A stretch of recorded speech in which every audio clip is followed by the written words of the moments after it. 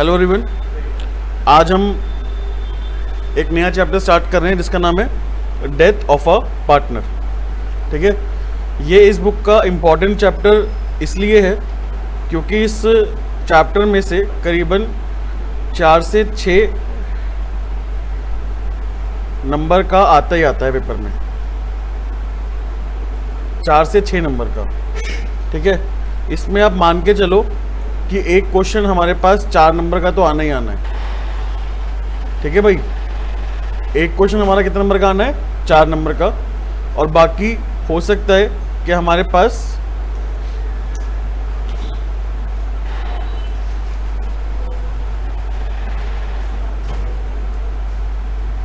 हाँ जी, बाकी हो सकता है हमारे पास कि 1 नंबर के 2 क्वेश्चन आ जाए। बात क्लियर? 1 नंबर के 2 क्वेश्चन एमसीक्यू क्वेश्चन है ना, और बाकी एक क्वेश्चन जो है वो 4 नंबर का कंफर्म है कि वो आता ही आता है। चैप्टर है बहुत आसान, डिफिकल्ट नहीं है, बट चैप्टर ही ऐसा है कि जो अभी तक हमने पढ़ा है ना, फर्स्ट चैप्टर से लेकर रिटायरमेंट तक, उसके सारे कॉन्सेप्ट इसमें काम आने हैं। ठीक है, ऐसा क्यों समझो। अभी हमने ना कुछ चैप्टर्स करे, जैसे कि चेंज इन पीएसआर करा। ठीक है, हमने एडमिशन ऑफ अ पार्टनर करा,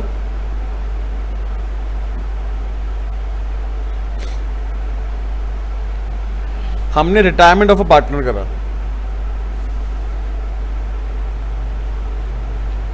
आपने इन तीनों चैप्टर्स के अंदर एक चीज कॉमन देखी होगी कि रिकॉन्स्टिट्यूट, यानी कि फर्म जो रिकॉन्स्टिट्यूट हो रही है ना,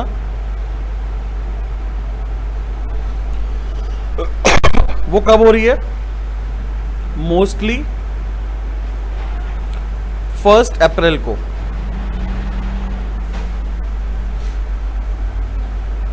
हाँ जी, समझ में आई बात क्या कह रहा हूं मैं?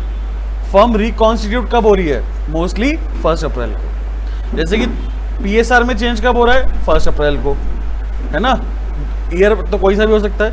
एडमिशन, पार्टनर का एडमिशन कब हो रहा है? 1 अप्रैल को। कोई पार्टनर रिटायर कब हो रहा है? 1 अप्रैल को। तो बीच में कोई यहां पर पॉइंट नहीं आ रहा कि साल के बीच में कभी हमने फर्म को रिकॉन्स्टिट्यूट कराओ। हमेशा बेटा कब होता है? Starting of the year,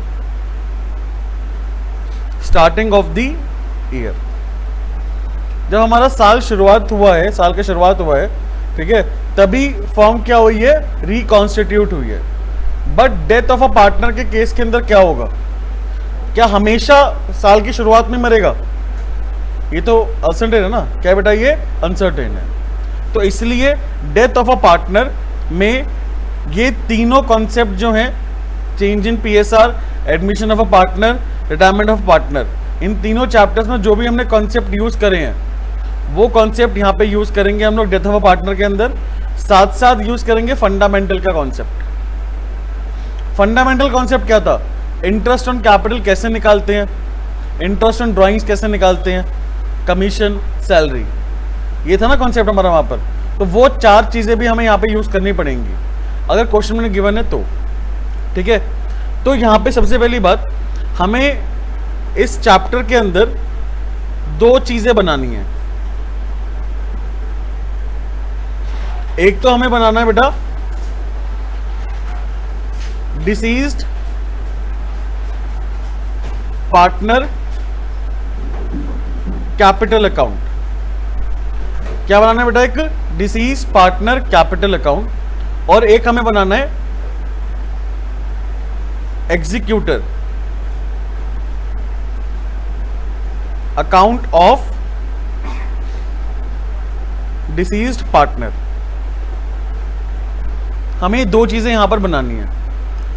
99% question के अंदर हमें क्या पूछा जाएगा कि डिजीज पार्टनर कैपिटल अकाउंट कैसे बनता है।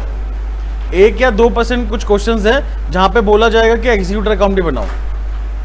Executor account basically loan account है एक तरीके से हमारा। क्या है बेटा? Loan account. बिकॉज जो हमें डिजीज पार्टनर को पैसा देना पड़ेगा ना, लास्ट में जो भी पैसा हमारा निकलेगा, कैपिटल जो उसकी निकलेगी एंड में डिजीज पार्टनर की, वो हमें पे करनी होगी। वो हम लोग पे किसको करेंगे? उसके एग्जीक्यूटर को पे करेंगे। किसको करेंगे बेटा? उसके, भाई वो तो रहा नहीं ना अब, है ना, तो उसके एग्जीक्यूटर को पे करेंगे। तो हो सकता है कि हमने एक साथ सारा अमाउंट पे कर दिया हो, क्या पता हमने टुकड़ों में पे करा हो, है ना, तो इंस्टॉलमेंट वगैरह भी यहां पर आएगा। समझ में आई बात? क्लियर है पॉइंट? तो दो चीजें बनानी है हमें, एक तो क्या बनाना है? डिजीज पार्टनर कैपिटल अकाउंट, और दूसरा क्या बनाना है बेटा? Executor account of disease partner. ये दो कॉन्सेप्ट हमें यहां पे समझने हैं, दो अकाउंट समझने हैं यहां पे। कॉन्सेप्ट क्या है वो हम लोग यहां पर डिजीज पार्टनर कैपिटल अकाउंट के थ्रू समझेंगे। Disease partner capital account,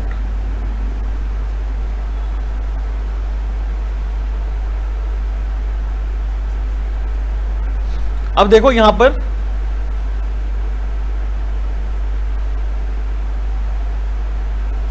debit, मैं अकाउंट नहीं बना रहा, डायरेक्ट ऐसे लिख रहा हूं, डेबिट और credit. Disease partner capital account में क्या क्या होगा वो हमें यहां पे समझना है, ठीक है। देखो एग्जांपल बेसिकली हमारा क्या है कि ए, बी और सी तीन पार्टनर है, 3:1 इनकी रेशो है। सी जो है उसकी डेथ हो गई है भाई। कब हुई है डेथ? उसकी डेथ हुई है 1 जुलाई 2024 को। 1 जुलाई 2024 को उसकी डेथ हुई है, यानी कि साल शुरू होने के 3 महीने बाद, है ना। यानी कि उसने जो नया साल हमारा 24-25 है उसके अंदर उसने कितने महीने काम करा? अप्रैल, मई और जून, 3 महीने काम करा, ठीक है। अभी जो हम लोग फ्रेश कॉन्सेप्ट करके आए हैं पहले उसको एक बार रिकॉल कर लेते हैं, ठीक है, फिर पुराना देखेंगे। सबसे पहले बताओ मुझे, जब भी कोई पार्टनर फर्म छोड़ के जाएगा, चाहे वो रिटायर हो रहा हो चाहे उसकी डेथ हो रही हो, तो 7 आइटम्स की बात होगी। किसकी बात होगी? तो क्रेडिट में हम लोग पहले, सबसे पहले उसका तो बैलेंस सीडी लिखेंगे, चल बैलेंस बीडी, यानी कि ओपनिंग कैपिटल, ठीक है, बैलेंस बीडी, ओपनिंग कैपिटल आ गई ना उसकी। दूसरा मैं क्या कह रहा था, 7 आइटम्स की बात हो रही है, तो क्रेडिट साइड में कितनी आइटम्स आती है? 4 आइटम ऑफ लाइबिलिटी साइड, है ना, जर्नल रिजर्व, WCR, IFR और प्रॉफिट। ये 4 चीजें हम लोग लाइबिलिटी साइड की क्रेडिट में लिखते हैं ना, पार्टनर कैपिटल की। नहीं समझ में आई बात? डेबिट में कितनी लिखते हैं? 3 चीजें, कौन कौन सी? 3 items of balance sheet of asset side, जो हमें राइट ऑफ करनी है। करनी है बेटा हमें, कौन कौन सी? गुडविल, लॉस और डेफर्ड रेवेन्यू एक्सपेंडिचर। भाई किसी को डाउट तो नहीं है? एंट्री समझ लो एक बार दोबारा से, liability account debit to partner capital ना, तो पार्टनर कैपिटल अकाउंट क्रेडिट तो होगा, और अगर एसेट की बात करें तो partner capital account debit to asset, तो पार्टनर कैपिटल क्या हो रहा है? डेबिट हो रहा है। बात क्लियर? अभी तो फ्रेश करते आ रहे हैं, 2 महीने से ही कर रहे हैं हम लोग। अच्छा, उसके बाद अगर बात करें third, share of goodwill, share of disease partner goodwill,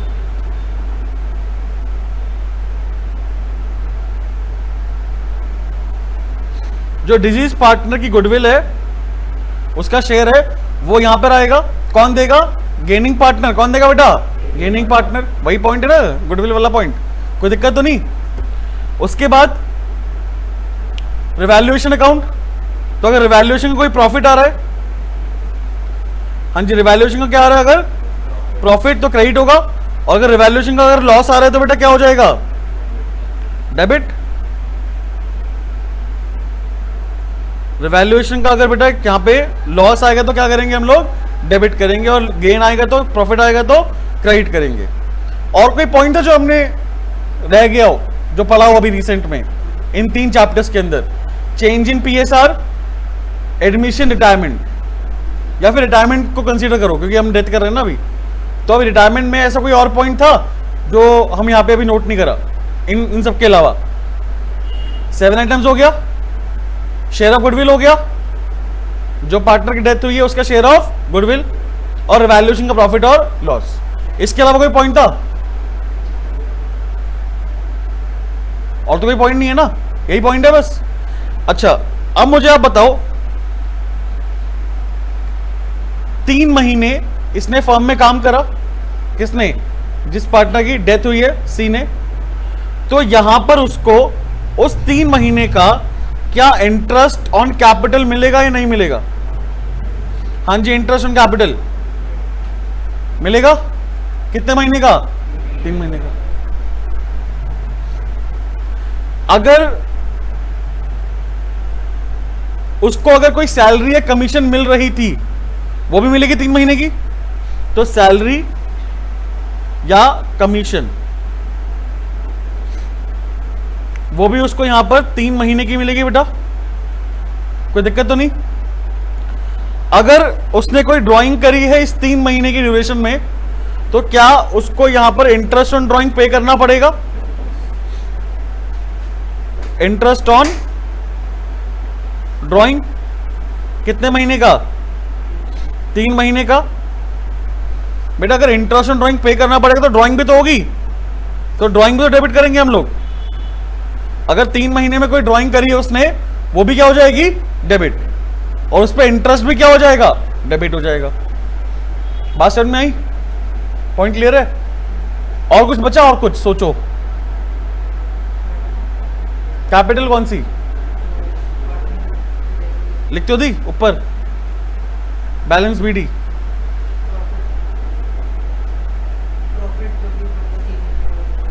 कौन सा प्रॉफिट? हाँ, यहां पर हम बात कर रहे हैं 3 महीने उसने काम करा फर्म में, तो 3 महीने का हमें प्रॉफिट क्या करना पड़ेगा बेटा? कैलकुलेट करना पड़ेगा। या अगर कोई लॉस है तो लॉस कैलकुलेट करना पड़ेगा। बात समझ में आई? तो यहां पर हम लोग point number 7,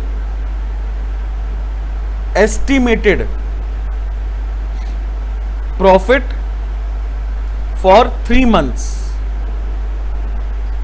estimated profit for 3 months. और अगर कोई लॉस है तो बेटा एस्टिमेटेड लॉस फॉर 3 मंथ्स। समझ में आई बात? एस्टिमेटेड क्यों लिखा मैंने? कि जो हम लोग प्रॉफिट या लॉस निकालेंगे क्या वो एक्चुअल होगा? नहीं। एक्चुअल कब होता है? साल के आखिरी में। और ये हम लोग चीज कब बना रहे हैं? जिस पार्टनर की डेथ हुई 3 महीने के बाद, यानी कि 1 जुलाई को। हम लोग इसका अकाउंट कब बना रहे हैं? 1 जुलाई को। तो 1 जुलाई को हम लोग एस्टिमेट करेंगे कि 3 महीने का प्रॉफिट हमारा कैसे निकलेगा। उसके ऊपर एक पूरा कॉन्सेप्ट है। बात समझ में आई? हाँ जी, कोई डाउट है किसी को? तो हाँ बेटा, हाँ तो वो डेज वाइज करेंगे ना कैलकुलेट। अभी मैंने स्टार्टिंग में डेज वाइज नहीं बताया, थोड़ा आप और कंफ्यूज हो जाओगे। पहले यूज्ड टू तो हो जाओ, फिर तो कंफ्यूज हो। ठीक है, तो इसलिए अभी मैंने क्या बताया? Month wise. तो यहां पर अब आपको क्या पता लगा? सोचो एक बारी, बड़े ध्यान समझना। जो पहली की 4 चीजें हैं और डेबिट साइड की जो पहले की 2 चीजें हैं, क्या ये टाइम बेसिस पे कैलकुलेट होंगी या पूरा पूरा करेंगे अमाउंट को? मंथ वाइज तो नहीं होगा ना, तो नो मंथ वाइज कैलकुलेशन लिख लेना बेटा।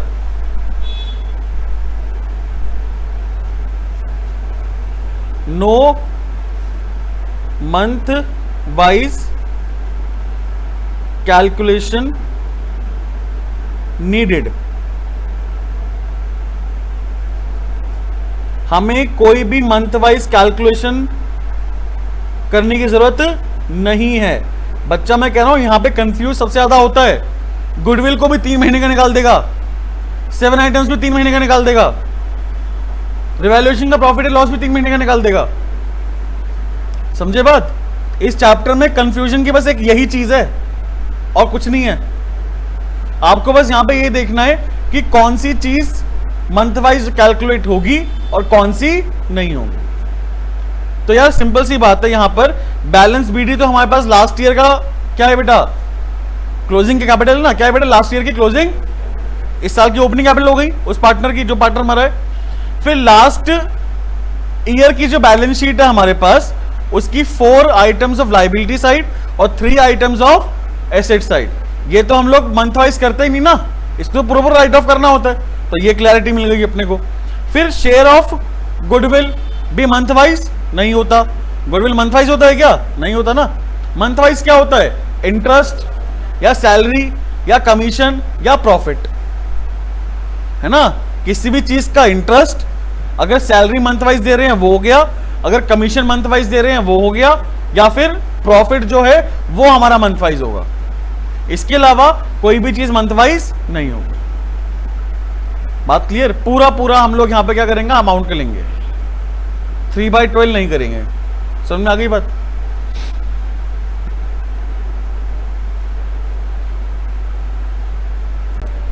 चलिए भाई कॉन्सेप्ट देखते हैं। अभी हमें इस चैप्टर में कौन कौन से कॉन्सेप्ट्स को पढ़ना है।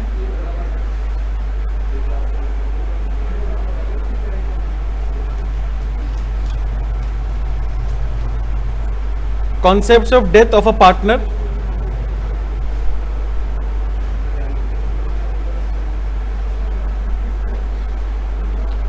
चलिए पहला कॉन्सेप्ट है बेटा calculation of new PSR and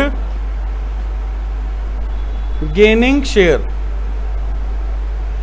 calculation of new PSR and gaining share, या फिर रेशियो भी बोल सकते हो। Second,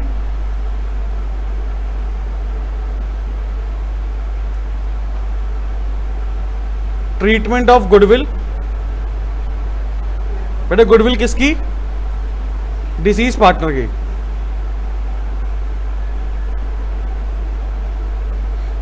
third concept,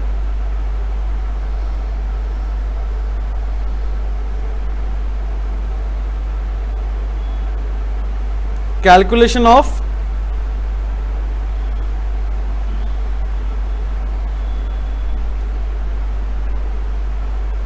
current year profit और लॉस। यानी कि बेटा वही हम एस्टिमेटेड वाली बात कर रहे हैं, एस्टिमेटेड प्रॉफिट और लॉस, जो हमें फाइंड आउट करना पड़ता है बिकॉज पार्टनर की डेथ हुई है बीच में। तो कितने तरीके हैं वो हम यहां पे थर्ड कॉन्सेप्ट में पढ़ेंगे, ठीक है। और फिर लास्ट कॉन्सेप्ट हो गया बेटा हमारा preparation of diseased partner capital account and executor account.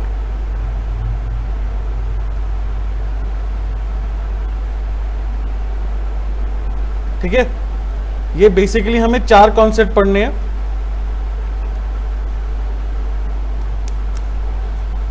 तो थोड़ा रिटायरमेंट की भी आपकी रिवीजन हो जाएगी इसके अंदर, ठीक है, बिकॉज जो बेसिक कॉन्सेप्ट्स हैं वो सारे रिटायरमेंट के ही हैं। करें तो पहला कॉन्सेप्ट है भाई हमारा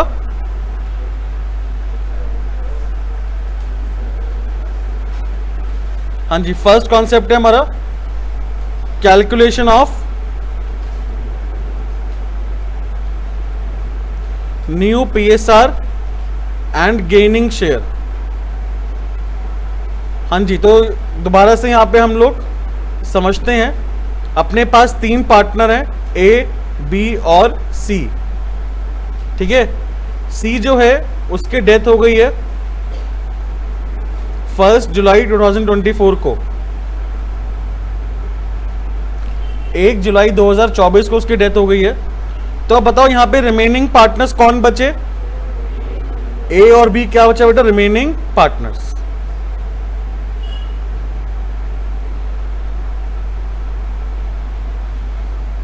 तो यहां पे रिमेनिंग पार्टनर्स को क्या मिलेगा बेटा?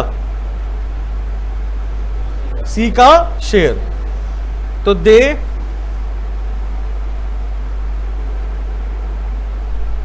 ये रिसीव करेंगे सी का शेयर। तो इसलिए हमें यहां पे क्या निकालना पड़ेगा बेटा? इनका गेनिंग शेयर निकालना पड़ेगा। बहुत सिंपल है, कुछ नहीं है, जैसे रिटायरमेंट था वैसे ही है सेम। जब भी कोई पार्टनर जाएगा फर्म छोड़कर, चाहे वो रिटायर हो रहा है, चाहे उसकी डेथ हो गई है, तो वो अपना शेयर किसको देके जाएगा? फर्म को देकर जाएगा, है ना। तो सी अपना शेयर क्या करेगा बेटा? सैक्रिफाइस करेगा। क्या करेगा सी? अपना शेयर सैक्रिफाइस। और ये शेयर किसको मिल जाएगा? रिमेनिंग पार्टनर्स को, ठीक है। तो इसलिए उनका हमें यहां पे क्या निकालना पड़ेगा? गेनिंग शेयर निकालना पड़ेगा कि किसको कितना शेयर मिला है, सी का, ठीक है। डिजीज पार्टनर का शेयर किसको कितना मिला है वो हमें यहां पे निकालना पड़ेगा, ठीक है। और गेनिंग शेयर निकालने के लिए फॉर्मूला क्या होता है? हाँ जी, न्यू PSR माइनस, मतलब new share minus old share. Old share हमें क्वेश्चन में ऑलरेडी गिवन होगा और न्यू शेयर हमें क्या करना पड़ेगा? फाइंड आउट करना पड़ेगा। तो कॉन्सेप्ट क्या है? कॉन्सेप्ट है गेनिंग शेयर निकालना। कॉन्सेप्ट क्या है? गेनिंग शेयर निकालना। बट गेनिंग शेयर कैसे निकलेगा? New minus old. तो इसलिए आपको यहां पर सबसे पहले क्या निकालना पड़ेगा? New PSR।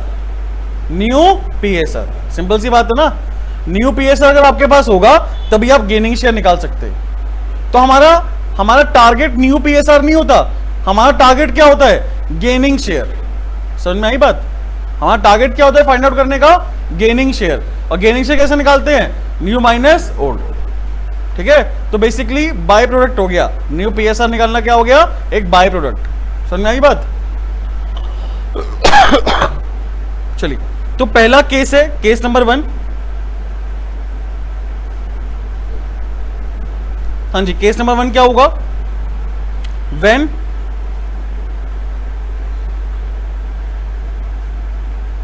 Question is silent regarding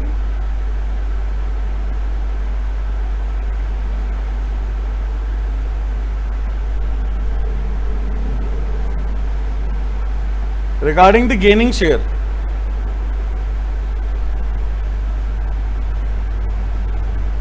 यानी क्वेश्चन में हमें यहां पर गिवन नहीं है कि सी जो है वो कितना कितना दे रहा है। बात समझ में आई? हमें यहां पे क्वेश्चन में गिवन नहीं है कि सी जो है डिजीज पार्टनर रिमेनिंग पार्टनर को अपना शेयर कितना दे रहा है। लिख लो एक बार चाहे नीचे ब्रैकेट में, डिजीज्ड पार्टनर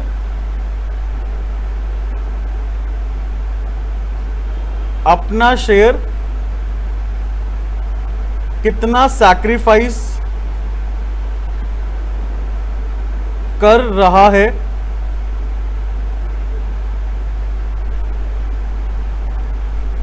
रिमेनिंग पार्टनर्स को देने के लिए। ये हमें क्वेश्चन में मेंशन नहीं है, आपकी मर्जी लिखना है लिखो, कोई बात नहीं, नॉट मेंशन, ठीक है।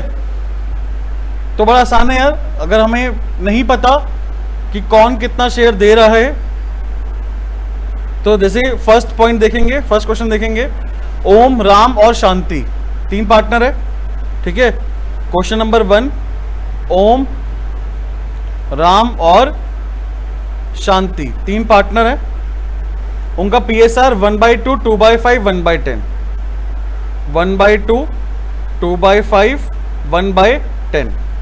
ये हमें PSR गिवन है, शेयर गिवन है, शेयर। तो इसको PSR में कन्वर्ट करने के लिए क्या करेंगे? डिनोमिनेटर लेंगे सेम, भाई क्या होगा? 10, तो 5, 4, 1। बात क्लियर? तो रेशियो हमारी क्या बनी बेटा? 5, 4, 1। ये हमारे पास क्या बन गई? Old PSR। क्या बेटा? Old PSR। कोई डाउट? क्लियर है पॉइंट? चलो, उसके बाद find the new PSR of the remaining partners if Shanti dies. अगर शांति जो है इसकी डेथ हो जाएगी तो ओम और राम का न्यू PSR कितना होगा? हाँ जी, कितना होगा बताए कोई? बहुत सिंपल है, 5/1 हटा दो। बात क्लियर? 5 4 1 ओम राम शांति का शेयर है, रेशो है। कौन किसकी डेथ हुई है? शांति की। तो शांति का शेयर हटा दो तो 5 और 4 किसका बचा? रिमेनिंग पार्टनर्स का। ठीक है, ओम और राम का। क्लियर है पॉइंट? पक्का? Case number 2, if gaining share या फिर part is given in the question,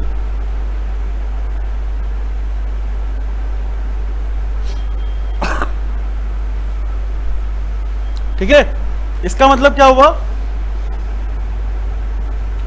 remaining partners है ना, रिमेनिंग पार्टनर्स को कितना कितना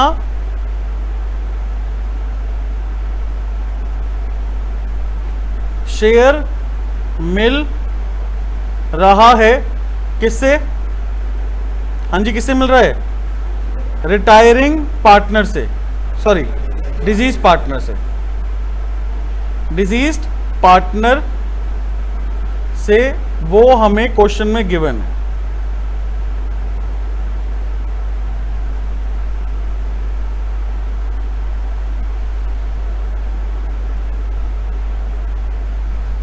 ठीक है, रिमेनिंग पार्टनर्स को कितना कितना शेयर मिल रहा है रिटायरिंग पार्टनर यानी डिजीज पार्टनर से, वो हमें ऑलरेडी क्वेश्चन में गिवन है।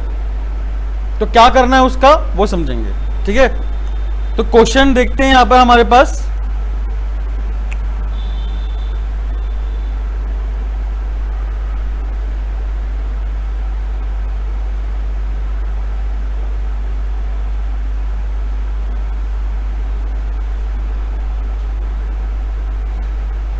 चलिए 4 का बी पार्ट देखो एक बार। 4 का B part, A B C 3 partner है। ठीक है, तो यहां पे लिख देते हैं क्वेश्चन नंबर 4 उसका बी पार्ट, ए बी और सी 3 पार्टनर है। उनका पीएसआर हमें गिवन है 4:3:2। और किसकी डेथ हुई है? सी की यहां पे डेथ हुई है बेटा। ठीक है, सी की यहां पे डेथ हुई है। ए जो है वो 4/9 सी के शेयर का ले रहा है और बैलेंस कौन लेगा? बी। ठीक है, तो यहां पे समझना बात, ए जो है बेटा वो सी का शेयर कितना है? 4/9 ले रहा है। किसके शेयर का? सी के शेयर का। यही ना लिखा है, 4/9 किसके शेयर का ले रहा है? तो रिमेनिंग कितना हुआ ये बताओ। हाँ जी, रिमेनिंग कितना हुआ? रिमेनिंग 5/9। ये रिमेनिंग कैसे निकला? 1 - 4/9। सी के शेयर को 1 माना, सी के शेयर को क्या माना? 1। 1 में से 4/9 माइनस कर दिए तो 5/9 बचा। तो 5/9 कौन ले रहा है बेटा? हाँ जी, बी ले रहा है ना। किसके शेयर का? सी के शेयर का। निकालें। अब ए का जो गेनिंग कितना आएगा? हाँ जी, ए का गेनिंग शेयर कितना आएगा? 4/9 मल्टीप्लाई बाय सी का शेयर कितना है? 2/9। ऐसे बी का गेनिंग शेयर कितना आएगा? 5/9 मल्टीप्लाई बाय 2/9। कितना कितना आया बताएंगे? 8/81 और 10/81। हमें यहां पे क्या फाइंड आउट करना है? New PSR. Gaining share find out कर लिया, करना है? करना है या कर लिया? चलो पहले न्यू पीएसआर निकालो, फिर बताता हूं आप लोगों को। ए और बी, ए का ओल्ड पीएसआर कितना है? हाँ जी 4/9, बी का 3/9। ऐड कर दो भैया गेनिंग शेयर। ए का गेनिंग शेयर कितना है? 8/81, बी का 10/81। बताओ कितना कितना आएगा?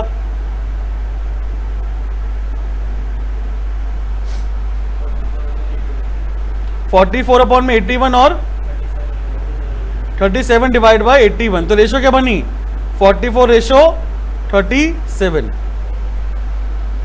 मैं आपसे दोबारा क्वेश्चन ये पूछ रहा हूं, क्या मुझे गेनिंग शेयर निकालने की जरूरत है, न्यू माइनस सोल्ड करने की जरूरत है? हाँ जी बेटा, सिंगल चेयर पे बैठ जाओ, चेयर तोड़ोगे क्या?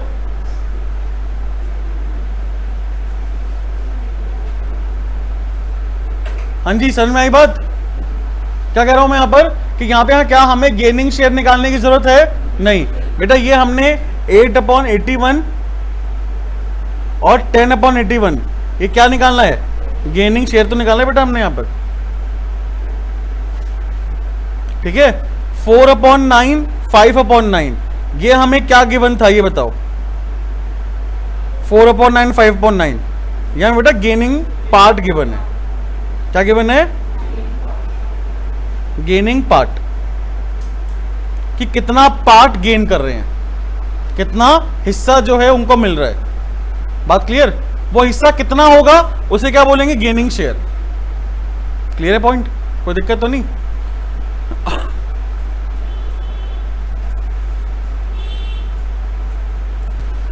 चलिए भाई, नेक्स्ट कॉन्सेप्ट जो है हमारे पास वो समझते हैं। नेक्स्ट कॉन्सेप्ट क्या है? सेकेंड, ट्रीटमेंट ऑफ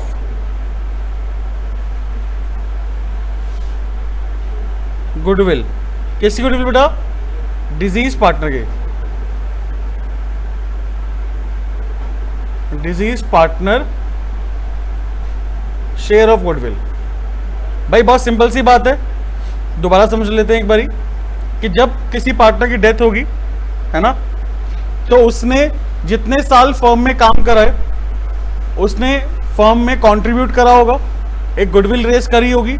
अब सडनली उसकी डेथ हो गई है, तो जितनी उसने मेहनत करी है फर्म में उसका उसको क्या मिलना चाहिए बेटा?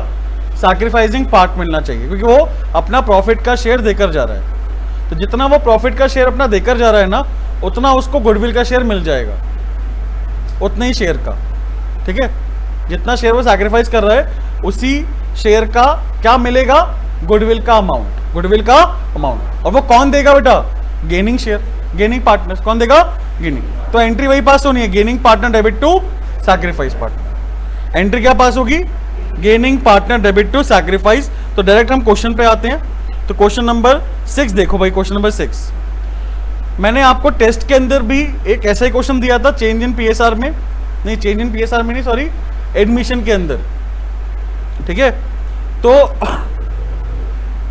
काफी बच्चों ने यहां पे गलती क्या करी? गुडविल ऑफ द फर्म 60,000 हमें यहां पे गिवन है, ठीक है। गुडविल ऑफ द फर्म कितनी गिवन है? 60,000। तो उस क्वेश्चन के अंदर आपको लास्ट ईयर का यानी कि बैलेंस शीट की गुडविल भी गिवन थी। Goodwill appear in the books. क्या गिवन था? Goodwill appear in the books. उसमें आपने पता क्या करा? बहुत बच्चों ने डिफरेंस निकाल के मल्टीप्लाई वगैरह कर दिया गेनिंग शेयर। काफी बच्चों ने क्या करा? डिफरेंस निकाल दिया। जैसे कि अगर बैलेंस शीट में मेरे पास पहले गुडविल 90,000 थी, या फॉर एग्जांपल 60,000 थी, और अभी रिवैल्यूड गुडविल कितनी है? 90,000। तो डिफरेंस निकाला 30,000 रुपए, उसको फिर आपने गेनिंग और सैक्रिफाइस में बांट दिया। भाई ऐसा क्या होगा? ये तो मैंने पढ़ाया ही नहीं है ऐसा कुछ। तो हमेशा क्या होता है? ओल्ड गुडविल जो है, जो बैलेंस शीट वाली गुडविल है, हाँ जी, बैलेंस शीट वाली गुडविल क्या करते हैं हम लोग? Right of. और जो रिवैल्यूड गुडविल होती है उसको क्या करते हैं? Gain debit to sacrifice. जैसे कि क्वेश्चन नंबर 8 देखो एक बारी। क्वेश्चन नंबर 8 पे अपने पास 3 पार्टनर है, पी क्यू आर, 3:1 रेशो है। पी जो है वो मरा है यहां पर, क्यू और आर ने एग्री करा कि भैया वो आगे अपना शेयर इक्वली बांटेंगे। पी की डेथ पे गुडविल ऑफ द फर्म हमने निकाली कितनी? 60,000 रुपए। पहला पॉइंट तो है कि गुडविल अपीयर नहीं कर रही बुक्स के अंदर, कोई दिक्कत नहीं है, सिर्फ सिंगल एंट्री पास करेंगे, gain debit to sacrifice. B part के अंदर गुडविल हमें कितनी गिवन है? 30,000 एग्जिस्ट कर रही है गुडविल कितनी? 30,000। तो इसकी एंट्री क्या पास होगी जल्दी बताओ? राइट ऑफ करेंगे ना, क्या करेंगे इसको? Right of. तो क्वेश्चन नंबर 8 देखो फटाफट, क्वेश्चन नंबर 8। जल्दी से कितने पार्टनर है? P, Q और R, 3 पार्टनर है। रेशो हमें गिवन है 3:1, 3:1 रेशो है। P यहां पर मरा है भाई, यहां पर P, Q और R की रेशो है इक्वल 1:1। यहां में न्यू PSR गिवन है। तो सबसे पहले हम लोग यहां पे क्या निकालेंगे? Gaining share. हाँ जी, गेनिंग शेयर निकालेंगे। न्यू माइनस ओल्ड, किसका? Q का और R का। Q और R का न्यू जो है 1/2 है, माइनस कर देंगे 2/6 और 1/6। कितना आएगा बेटा? 1/6 आएगा इसका। तो इसका कितना आएगा? 2/6 आएगा। ठीक है, दोनों ही पार्टनर बेटा क्या कर रहे हैं? गेन। तो हम लोग एंट्री क्या पास करें? जल्दी बताओ। Gaining partner debit to sacrificing partner ना। सोचो कब से चलती आ रही है? चेंज इन PSR से सेम एंट्री चलती आ रही है। कॉन्सेप्ट में कोई चेंज नहीं है। गेनिंग डेबिट टू सैक्रिफाइस, हर चैप्टर में, हर कॉन्सेप्ट में यही चीज है। तो दो पार्टनर गेन कर रहे हैं, Q और R। तो Q capital account debit, R capital account debit to P capital account. बात क्लियर? मैं आपसे यहां पे क्वेश्चन ये पूछ रहा हूं कि मैं गुडविल की वैल्यू कौन सी लूंगा? 60,000 या 30,000 या डिफरेंस करके 30,000? जल्दी बताओ। 60,000 लूंगा या फिर ये 30,000 लूंगा? ये दोनों का डिफरेंस करके 30,000 लूंगा। वैभवी,